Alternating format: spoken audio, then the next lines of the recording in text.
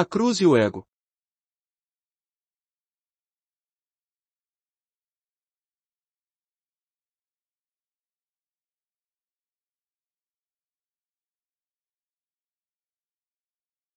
Então, disse Jesus a seus discípulos, se alguém quer vir após mim, a si mesmo se negue, tome a sua cruz e siga-me.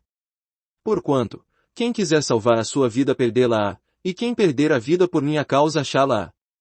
Mateus 16, 24 a 25.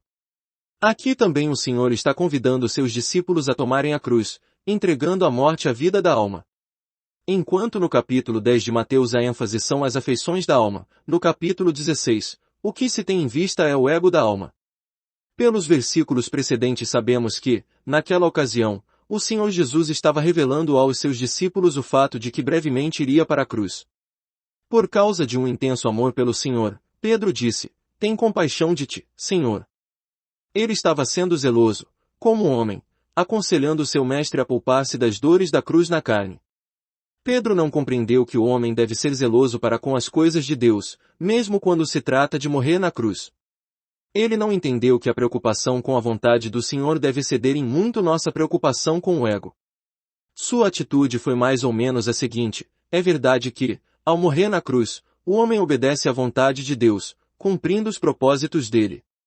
Entretanto, será que ele não deveria também pensar em si mesmo? Não deveria estar consciente da dor que teria de suportar. Tem compaixão de ti, Senhor. Qual foi a resposta do Senhor a Pedro?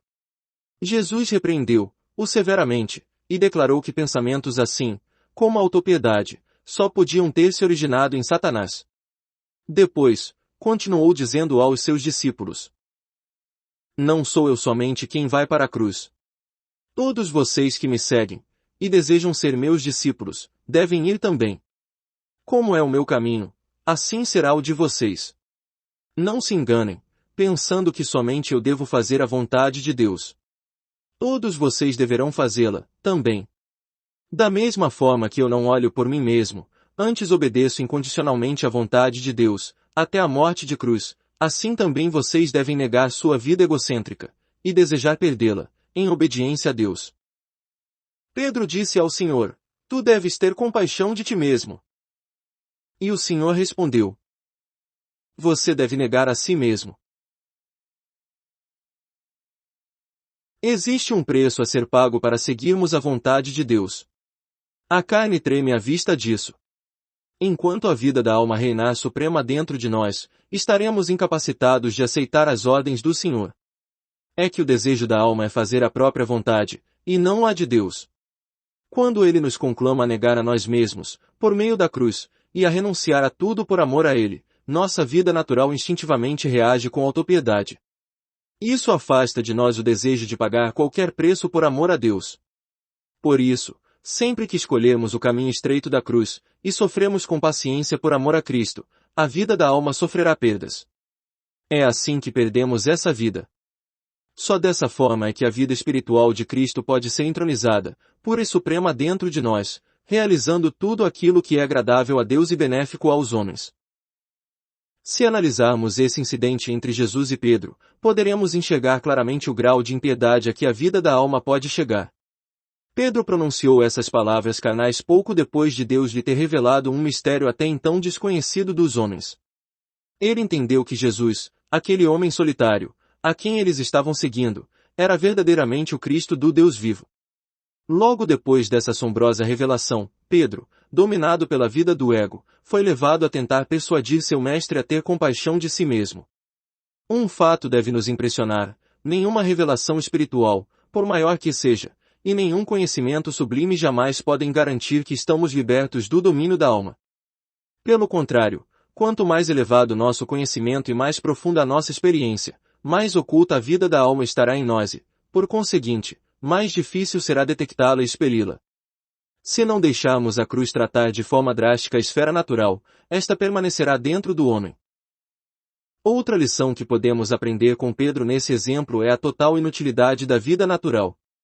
Naquela ocasião em particular, a vida da alma de Pedro foi ativada, não por si, mas pelo Senhor Jesus. Ele amava o Senhor e teve compaixão dele. Desejava que Jesus fosse feliz.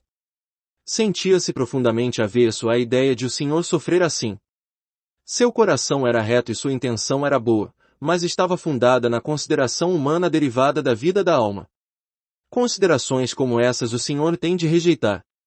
Se são provenientes da carne, ainda que demonstrem anseio pelo Senhor, não podemos permiti-las. Isso não constitui demonstração inequívoca de que podemos realmente ser da alma, mesmo quando servimos ao Senhor e o almejamos. Se o próprio Senhor Jesus nega sua alma para servir a Deus, ele certamente não quer que o sirvamos com a vida da alma. O Mestre conclama os crentes a entregarem à morte o seu natural, não simplesmente porque esse eu ama o mundo, mas porque ele pode até desejar o Senhor. Deus não quer saber o quanto fazemos por ele. Ele só quer saber a origem daquilo que fazemos. Ao mesmo tempo em que Pedro expressa sua afeição pelo Senhor, revela também, inconscientemente, sua atitude para consigo mesmo. Ele leva mais em conta o corpo do Senhor Jesus do que a vontade de Deus, e tenta persuadi-lo a preservar a si mesmo. Desse modo, a personalidade de Pedro se manifesta plenamente. É verdade que o ego opera sempre de modo independente da vontade de Deus, pois gosta de servi-lo de acordo com o que ele mesmo considera bom. Seguir o desejo de Deus significa despojar a alma. Sempre que obedecemos à vontade divina, anulamos o pensamento da alma. No capítulo 16 de Mateus, Pedro falou o que vinha de sua alma, por isso o Senhor Jesus conclamou seus discípulos a abandonarem a vida natural. Além disso, o Senhor mostra, também, que o pronunciamento de Pedro veio de Satanás. Nisso podemos perceber que Satanás pode usar a vida do ego do homem. Enquanto essa vida não for entregue à morte, Satanás possui um instrumento de operação. Pedro falou aquilo porque amava o Senhor. Todavia, ao mesmo tempo, estava sendo manipulado por Satanás. Ele rogou ao Senhor para ter pena de si mesmo, sem saber que essa oração era inspirada pelo inimigo. Satanás pode incitar as pessoas a amarem o Senhor, ou até mesmo ensinar-lhes a orar. Ele não fica apreensivo ao ver que alguém ora ou ama o Senhor. O que ele teme é que as pessoas não amem o Senhor, nem orem a Ele, movidas por sua energia natural. Enquanto estivermos vivendo na vida da alma, ele fica satisfeito. Possa Deus mostrar-nos como essa vida é perigosa. O crente pode concluir, apressadamente, que é espiritual, simplesmente porque ama o Senhor, ou admira as coisas celestiais. Contudo, Deus não poderá realizar seu propósito enquanto Satanás continuar encontrando oportunidade de operar através da vida da alma, que ainda não se entregou à cruz. A autopiedade, o amor próprio, e o medo do sofrimento nos afastam da cruz. São algumas das manifestações da vida da alma, pois sua motivação principal é a autopreservação. Essa vida reluta muito em sofrer qualquer perda. É precisamente por isso que o Senhor nos convoca a negar a nós mesmos e a tomar a cruz, a fim de anular nossa vida natural. Cada vez que a cruz passa diante de nós, ela nos convida a negar nosso eu. Não devemos abrigar nenhum amor próprio, mas, sim, pelo poder de Deus, abrir mão de nossa vida. O Senhor diz que essa cruz é nossa, pois cada um de nós recebe de Deus a própria cruz. É ela que devemos carregar. Embora seja nossa, acha-se intimamente ligada à do Senhor. Se estivermos dispostos a tomar nossa cruz com a mesma disposição com que Cristo tomou a dele, veremos que o poder da sua cruz estará em nós, capacitando-nos a abrir mão de nossa vida natural. Cada vez que tomamos a cruz, a vida da alma sofre uma perda. Cada vez que fugimos dela, alimentamos e preservamos a vida da alma. O Senhor Jesus ensinou que essa crucificação de nossas inclinações naturais não é algo que ocorre de uma vez por todas. Lucas acrescenta a expressão, cada dia, ao chamado de Cristo para tomarmos a cruz. Então o ato de tomar a cruz é constante. É claro que a cruz que condenou o pecado à morte é um fato consumado. O que nos cabe fazer é reconhecê-lo e recebê-lo. Já a cruz por meio da qual perdemos a vida da alma é diferente. A autonegação não é algo inteiramente consumado. Temos de experimentá-la diariamente. Isso não significa, porém, que a vida da alma não venha a desaparecer, ou que só desapareça bem devagar. Simplesmente revela que a cruz aplicada à vida da alma opera de forma diferente da que se aplica ao pecado. Qual a razão disso? É que para nós a morte para com o pecado é um fato consumado por Cristo. Quando ele morreu, nós morremos com ele. Já a negação da vida da alma não é algo consumado. Precisamos tomar cada dia a nossa cruz, pelo poder da cruz de Cristo, juntamente com a determinação diária de negar o ego, até que este desapareça. Renunciar à vida natural não é um ato que praticamos de uma vez para sempre. Quanto ao pecado, precisamos apenas aceitar o fundamento da cruz, Romanos 6,6, para sermos imediatamente libertos do poder dele e do domínio que ele exerce sobre nós. É algo que podemos experimentar no momento, alcançando uma vitória completa. Já a vida do ego, temos de vencê-la passo a passo.